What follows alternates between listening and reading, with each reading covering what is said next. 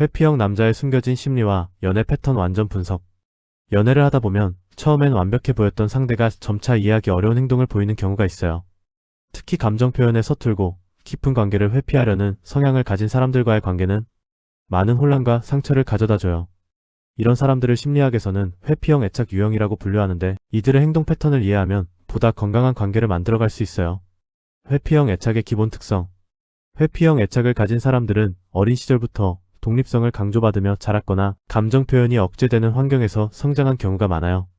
남자는 울면 안 된다, 혼자서도 잘해야 한다와 같은 메시지를 지속적으로 받으며 자라면서 타인과의 정서적 친밀감을 위험한 것으로 인식하게 돼요. 이들에게 사랑은 양가적인 감정이에요. 한편으로는 누군가와 가까워지고 싶어 하지만 다른 한편으로는 그 친밀함이 자신을 취약하게 만들 것을 두려워해요. 이러한 내적 갈등은 연애관계에서 독특한 패턴으로 나타나요.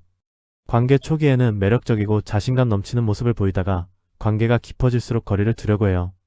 이는 의도적인 게임이 아니라 무의식적인 자기보호 메커니즘인 경우가 대부분이에요.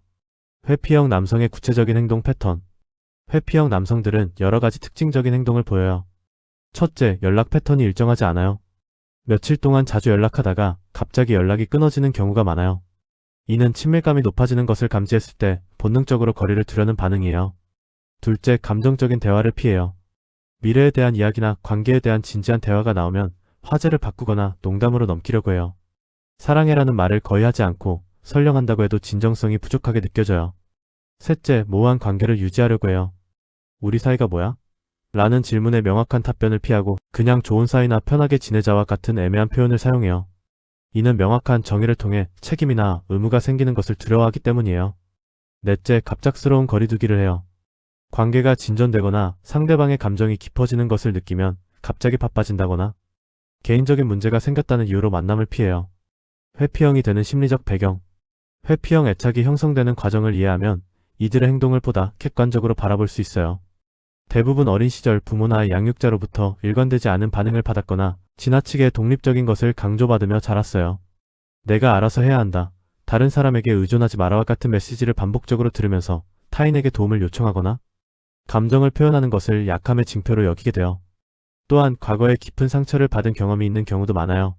믿었던 사람에게 배신당하거나 감정을 솔직하게 표현했을 때 거절당한 경험이 있다면 무의식적으로 그런 상황을 피하려고 해요. 이들에게 사랑은 기쁨과 동시에 위험을 의미하므로 항상 한 발짝 뒤로 물러서 있으려고 해요. 흥미로운 점은 회피형 남성들도 사랑을 원한다는 거예요. 다만 그들이 원하는 사랑의 방식이 일반적인 연인들과는 달라요. 깊이 있는 정서적 교류보다는 편안하고 부담 없는 관계를 선호하며 상대방이 자신에게 강한 감정적 요구를 하지 않기를 바라요. 회피형 남성이 진심일 때의 신호. 그렇다면 회피형 남성이 진정으로 관심을 가질 때는 어떤 행동을 보일까요? 이들은 직접적인 표현보다는 미묘한 행동으로 마음을 표현하는 경우가 많아요. 먼저 평소보다 먼저 연락을 하는 빈도가 늘어나요. 회피형 남성에게 먼저 연락하는 것은 상당한 용기가 필요한 행동이므로 이는 상당한 관심의 표현이에요. 둘째, 자신의 개인적인 이야기를 조금씩 털어놓기 시작해요.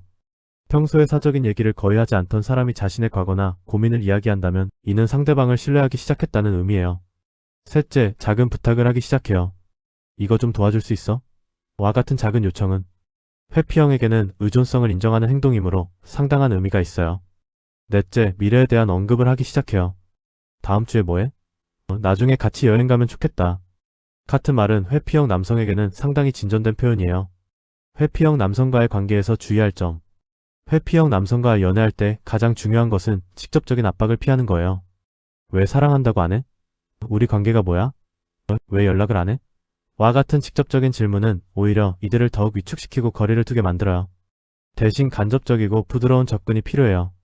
감정적인 압박보다는 편안한 분위기를 만들어주고 그들이 자연스럽게 마음을 열 수 있는 환경을 조성해야 해요. 마치 겁 많은 고양이를 대하는 것처럼 인내심을 가지고 기다려야 해요. 또한 자신만의 독립적인 생활을 유지하는 것이 중요해요. 회피형 남성들은 상대방이 자신에게 과도하게 의존하는 것을 부담스러워하므로 자신만의 취미와 인간관계를 유지하면서 적절한 거리감을 보여주는 것이 좋아요. 회피형과의 관계에서 나타나는 문제점. 회피형 남성과의 관계에서 가장 큰 문제는 감정적 소통의 부재예요. 이들은 자신의 감정을 표현하는 것도 어려워하지만 상대방의 감정을 이해하고 반응하는 것도 서툴러요. 이로 인해 상대방은 지속적인 불안감과 외로움을 느끼게 돼요. 두 번째 문제는 관계의 진전이 매우 느리다는 점이에요. 일반적인 연애 과정에서 자연스럽게 일어나는 감정적 친밀감의 증가나 미래에 대한 계획 등이 매우 더디게 진행되어 이는 상대방에게 자신이 사랑받지 못한다는 느낌을 주거나 관계에 대한 확신을 갖지 못하게 만들어요. 세 번째로 갑작스러운 거리두기로 인한 혼란이에요. 관계가 좋아지는 것 같다가도 갑자기 연락이 줄어들거나 만남을 피하는 행동을 보이면 상대방은 자신이 무엇을 잘못했는지 몰라 혼란스러워해요. 회피형 남성의 내면 이해하기. 회피형 남성들의 행동을 이해하기 위해서는 그들의 내면적 갈등을 인식해야 해요. 이들은 겉으로는 독립적이고 자신감 있어 보이지만 내면적으로는 거절에 대한 깊은 두려움을 가지고 있어요. 누군가에게 진심을 보였다가 거절당할 바에는 처음부터 완전히 마음을 열지 않는 것이 안전하다고 생각해요. 또한 이들은 완벽주의적 성향을 가지고 있는 경우가 많아요. 자신이 완벽하지 않다는 것이 드러나는 것을 두려워하므로 취약한 모습을 보이는 것을 극도로 꺼려해요. 사랑에 빠진다는 것 자체가 자신의 약점을 노출하는 행위라고 여기기 때문에 무의식적으로 저항하게 돼요. 이러한 심리를 이해하면 회피형 남성의 행동이 단순히 관심이 없거나 게임을 하는 것이 아니라 내면의 두려움에서 비롯된 방어 기제임을 알 수 있어요. 건강한 관계를 위한 전략. 회피형 남성과 건강한 관계를 유지하기 위해서는 몇 가지 전략이 필요해요. 첫째, 자신의 감정적 안정성을 확보해야 해요. 상대방의 회피적 행동에 일일비하지 않고 자신만의 감정적 중심을 유지하는 것이 중요해요. 둘째, 점진적인 접근을 통해 신뢰를 쌓아야 해요. 급격한 관계 진전을 요구하기보다는 작은 것부터 차근차근 쌓아나가는 인내심이 필요해요. 셋째, 명확한 경계를 설정해야 해요. 상대방의 회피적 행동을 무조건 받아주기보다는 자신이 받아들일 수 있는 선과 그렇지 않은 선을 명확히 해야 해요. 넷째, 개방적인 소통을 유도해야 해요. 직접적인 질문보다는 자신의 감정을 먼저 표현함으로써 상대방도 마음을 열 수 있는 환경을 만들어야 해요.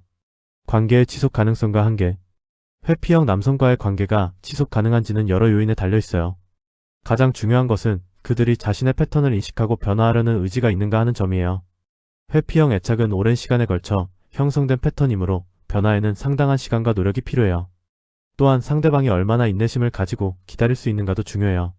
지나친 희생이나 일방적인 노력은 건강하지 않으며 결국 양쪽 모두에게 해로운 결과를 가져올 수 있어요. 때로는 전문적인 도움이 필요할 수도 있어요. 개인 상담이나 커플 상담을 통해 각자의 애착 패턴을 이해하고 더 건강한 관계 방식을 학습하는 것이 도움이 될 수 있어요. 자기 보호와 성장의 균형. 회피형 남성과의 관계에서 가장 중요한 것은 자신을 보호하면서도 성장할 수 있는 균형점을 찾는 거예요. 상대방을 이해하고 도우려는 마음은 소중하지만 그 과정에서 자신이 소모되어서는 안 돼요. 관계에서 지속적으로 불안하고 상처받는다면 그것이 정말 사랑인지 의존인지 되돌아봐야 해요. 진정한 사랑은 서로를 성장시키고 행복하게 만드는 것이지 한 사람이 일방적으로 희생하는 것이 아니에요. 마지막으로 모든 사람이 변화할 수 있고 성장할 수 있지만 그 속도와 방식은 각자 다르다는 점을 인정해야 해요. 때로는 사랑한다는 이유로 기다리는 것보다 서로를 위해 거리를 두는 것이 더 현명한 선택일 수 있어요. 회피형 애착을 가진 사람과의 관계는 분명 어렵고 복잡해요. 하지만 서로를 이해하고 존중하며 건강한 경계를 유지한다면 의미 있는 관계로 발전할 수 있어요. 가장 중요한 것은 자신의 행복과 성장을 우선시하면서 상대방도 존중하는 균형 잡힌 관점을 유지하는 거예요.